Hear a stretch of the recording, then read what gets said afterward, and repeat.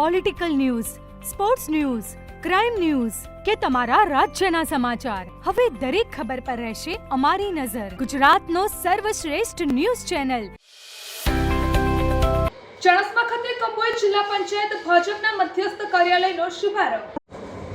આગામી 26મી એપ્રિલના રોજ સ્થાનિક સ્વરાજ્યની ચૂંટણીનું મતદાન યોજાઈ રહ્યું છે, ત્યારે ચણસમા તાલુકાની 3 જિલ્લા પંચાયતની બેઠકો અને 18 તાલુકા પંચાયતની બેઠકો માટે થનાર મતદાન સંદર્ભે જિલ્લા પંચાયત બેઠકો સંદર્ભે મધ્યસ્થ પ્રચાર કાર્યાલયનો શુભારંભ આજરોજ મંગળવારે સવારે 11 કલાકે પૂર્વ કેબિનેટ મંત્રી દિલીપ કુમાર વી ઠાકોરના કંબોઈ જિલ્લા પંચાયત બેઠકના ઉમેદવાર આશાબેન વિક્રમજી ઠાકોરના વરદ હસ્તે મધ્યસ્થ પ્રચાર કાર્યાલયનો શુભારંભ કરવામાં આવ્યો હતો.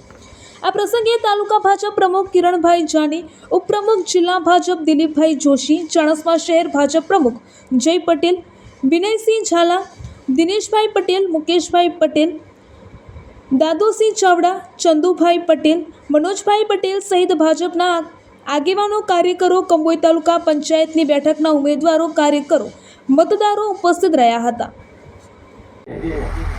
કંબોઈ જિલ્લા પંચાયત સીટના કાર્યાલયના ઓપનિંગ પ્રસંગે ઉપસ્થિત અમારા સૌના માર્ગદર્શક અને પૂર્વ કેબિનેટ મંત્રી માનનીય શ્રી દિલીપજી ઠાકોર સાહેબ, આ સીટના ઉમેદવાર બેન શ્રી આશાબેન, તેમજ તાલુકા પંચાયત સીટના 7 ઉમેદવારો, પાર્ટીના સૌ વરિષ્ઠ કાર્યકર્તાઓ, માતાઓ, બહેનો. આમ તો પાટણ જિલ્લાની સૌથી મોટામાં મોટી સીટ, લગભગ 38,000 મતદારો ધરાવતી આ સીટ છે. અને હું એવું કહી શકું, અને મને એ વાતનું ગૌરવ છે કે જ્યારે આપણે કદી પણ આ સીટ જીતતા નહોતા એ વખતે મને પાર્ટીએ કંબોઈ સીટની ટિકિટ આપી હતી, અને ત્યારથી આપણે શરૂઆત કર્યા પછી આપણે સતત જીતતા આવ્યા છીએ એવી આ કંબોઈ સીટ જે આપણા બધા માટે, અને હું એવું કહું કે ગુજરાતમાં પણ પાટણ જિલ્લામાં સૌથી વધુ મતોથી જીતાતી આ સીટ છે. તો આ સીટમાં કઈ કચાશ ના રહી જાય. આપણે એવું વિચારીએ કે જે ગઈ વખતે મળ્યા હતા એના કરતાં પણ વધારે મતથી આપણે જીતીએ, નાનામાં નાનું કામ પણ હોય એ કરીએ, અને ઝીણામાં ઝીણું કાંતી આપણો એક પણ મતદાર મત આપ્યા વગર રહી ન જાય એની ચિંતા આપણે બધા કરીએ.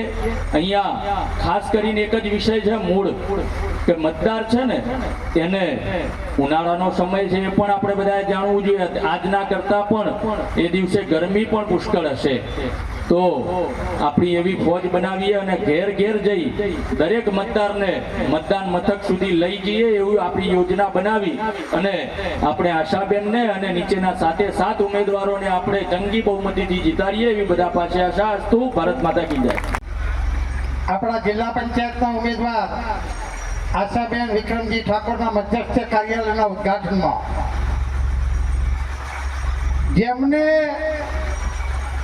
1980 થી માંડી અને અત્યાર સુધીમાં ગણવા બેહો તો ઘણી બધી ચૂંટણીઓ જાતે લડ્યા છે અને લોકોને લડાઈ છે, અને ખૂબ આપણી જે 2 દાઢીઓવાળા દિલ્હીમાં રહ્યા ને એમના લોકપ્રિય છે. બાકી મારા જેવા હોય તો કેટલાય દિલીપભાઈના પટ્ટામાં ફરતા હોય એવું એ બને એવા માનનીય દિલીપભાઈ સાહેબ.